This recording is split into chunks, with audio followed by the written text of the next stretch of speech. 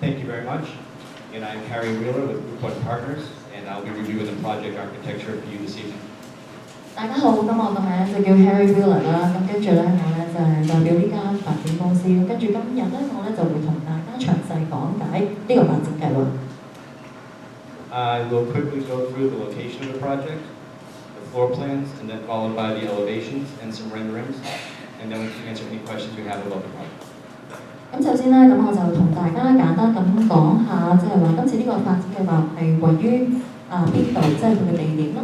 咁跟住同埋佢嘅藍圖，仲有其他入邊嘅細節。咁之後咧，我哋真就可以接受大家嘅發問啊。This picture aerial photograph shows the location of the site, highlighted in yellow, on the corner of Oxford Street and Essex Street in the heart of Chinatown. 咁咧，而家喺呢個地圖嗰度咧，咁我哋見到黃色嗰笪地方咧，咁咧就係喺 Essex 街同埋 Oxford 街嘅角落頭，咁就係喺唐街中心，咁就係會我哋作今次呢個建設計劃嘅地方。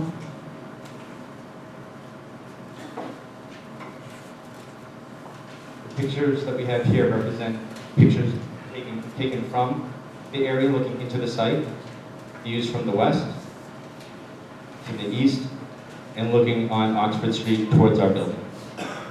咁好啦，而家我哋展示大家面前嗰張圖片咧，就係喺唔同嘅角度，咁跟住咧影去我哋將會建設嘅地點。咁首先頭嗰兩張咧就係西邊影過去嘅，隔離嗰兩張就係東面影過去。咁跟住呢度咧就係直接影落去 Oxford 街，我哋會建設嗰個地點。The project, as Dan mentioned, will be 17 stories, 181 feet tall, and will have a basement. 咁就好似啱啱Dan 同大家解釋一樣啦。咁今次呢個計劃咧係會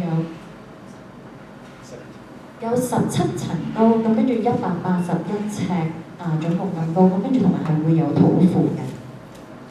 Within the basement, the areas in blue are public areas, which will have a fitness center, and the rest of the space will be back of house for laundry and mechanicals. 咁喺我哋嘅土庫嗰度啦，咁藍色嗰度咧就有個健身室嘅，咁跟住其他佢比較中式啦，即係啡色嘅地方咧，就係可以洗衫啊，又或者其他我哋嘅器材就會位於喺嗰度啦。To spend a little bit of time on the ground floor plan, I want to talk about the blue area again, which is the public space, which will be the lobby, reception, and small meeting room for the hotel. 咁我想同大家再講下啦，就係話今次呢個計劃嘅藍圖，咁藍色嗰部分咧就係一啲公共空間嚟嘅，咁嗰度咧係會有我哋嘅大堂啦，咁同埋開會嘅會議室。The remainder of the area will be for the back of house and the seating, and we have 4 valet spaces here, which is also a loading dock for the hotel. 咁跟住中式嗰啲地方咧，就會係我哋即係話主要間酒店嘅運作工友工作嘅地方，咁亦都係我哋上落貨嘅地方。咁前面大家咧可以見到有4個停車位啦，咁係有上落泊車，咁跟住最後嗰個咧亦都係方便上落貨嘅。To enhance the pedestrian realm of the site, we are pulling our building back 7 feet or 9 feet from the sidewalk and pulling the building back from the corner to allow larger sidewalks and more pedestrian traffic. 咁我哋咧就以至即係話行人就有一個更加舒適嘅行人道。咁我哋嘅樓宇咧係會褪後7尺，係啦。咁跟住同埋個角落頭嗰度咧，咁我哋咧亦都預翻多啲位嘅。The entry to the hotel will be in the corner, and we'll have an entrance from Essex Street as well as Oxford. 咁呢間酒店嘅正門咧，就啱啱喺個角落頭呢度。咁跟住咧可以從 Essex 街同埋從 Oxford 街兩方面進入。And this rendering here on the board is also the corner view of what that entrance would look like with the canopy that extends over the sidewalk for weather protection. 咁大家咧見到佢用雷射而家指緊呢個圖片咧，咁就係模擬住將會佢哋建設呢間酒店嘅正門。咁大家可以見到咧，佢話咧係有帳篷嘅，咁咧就可以即係話陰天啊或者天氣差嘅時候咧，咁亦都可以有一個保障。Moving up to the second floor of the hotel, we have our dining restaurant area, which is for the hotel, as well as another meeting room. 咁我哋講到去2樓啦，2樓嗰度咧係有一啲餐廳啦，同埋即係話可以進食嘅地方啦，咁亦都係有其他嘅會議室。And you can see from the rendering here that is expressed in a two-story glass volume to enhance and enliven the Essex Street, Oxford Street corner. 咁大家咧從嗰個模擬出嚟嗰張相咧，大家都可以睇到啦。2樓嗰度咧係全玻璃包圍嘅，咁個用意係咩咧？咁可以令到咧 Oxford 街同埋 Essex 街嗰個街道咧更加活躍。The typical floor plan which we're showing now shows how the guest rooms will lay out, facing out towards Essex and Oxford Street. 咁而家我哋見到呢個藍圖咧，咁咧係即係基本上俾大家睇到每間房嘅位置，佢哋咧都係會面向於 Essex 街同埋 Oxford 街嘅。We are locating our mechanicals on the roof, which will be hidden by a screened enclosure, so no mechanicals will be visible from the neighborhood. 咁跟住咧喺我哋嘅天棚嗰度啦，咁我哋咧係有其他嘅機器嘅，咁亦都係會有唔同嘅嗰啲棚圍住，咁跟住咧就唔會即係話從街度睇上去唔會咁礙眼。In looking at the area around our site, we took our cues of the design from the existing openings and banding in the adjacent building.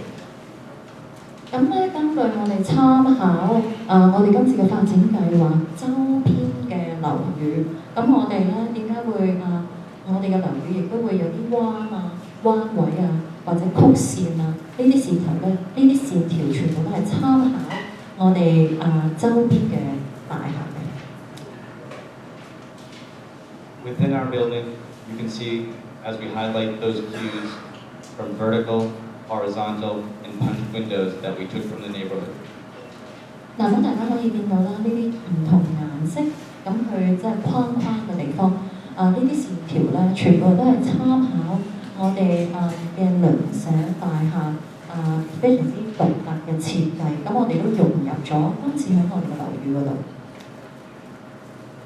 Our vision and concept for the building architecture is to create a quilt of materials based on the fabric from the neighborhood. 咁我哋啦，今次嘅構思啦咁樣去建設我哋嘅樓宇，咁係希望可以混合翻、融入翻今次呢個鄰舍，我哋周邊嘅樓宇啲特別嘅元素。The elevations of the building on Essex and Oxford Street show the two-story glass volume at the entrance, and then the patterning of architecture and windows from the rest of the roof for the remainder of the building. 咁大家可以見到啦，咁第一張圖片咧就喺 Essex 街即係話嗰個樣，咁跟住咧 Oxford 街就喺隔離嗰度，咁跟住佢話你見到啦，下面嗰兩層咧係全玻璃嘅，咁係我哋嘅正門入口，咁跟住上面嗰度咧你見到唔同顏色嘅正方形咧都係參考翻我哋周邊樓宇有嘅特色。The areas depicted in gray are projected 9 inches from the building to create shadow lines and interest on the facade. 咁跟住啦，你見到灰色嗰啲地方啦，咁跟住咧係突咗出嚟9尺嘅。咁點解我哋會突咗出嚟9尺咧？咁咧係製造有啲影子啦，有啲影子嘅效果，咁同埋就係話可以，如果行過嘅時候落雨或者落雪咧，都有呢個不唔少嘅保障。Again, the entry view, where you can start to see the shadow lines and the projection on the materials. 咁如果大家細心咁睇咧，咁可以見到呢個正門咧，咁跟住咧你可以見到係因為突咗出嚟嗰啲灰色地帶咧造成嘅影子。view from Oxford Street, again, starting to see that depth of the facade and changing of materials. 咁大家可以見到啦，由 Oxford 街呢個方向睇落去啦，咁你會見到即係話突出嚟嗰啲地方，同埋係用唔同嘅物料或者熱料去建設嘅。This is the view from Essex Street, looking towards the entry. 咁呢個咧就係喺 Essex 街，咁跟住係望向正門嘅。And a blow-up view of the elevation and materials to show the shadow lines, depth, and window projections. 咁呢個咧就係放大咗啦，咁可以俾大家清晰咁樣睇到，即係話用啲乜嘢唔同嘅物料影子同埋佢嗰個深度。That concludes the presentation on the architecture. And again, we're here to answer any questions that you may have about the project. 咁而家咧就我哋完全咗我哋今次對大家講解呢個樓宇嘅設計。咁我哋而家咧亦都可以回答大家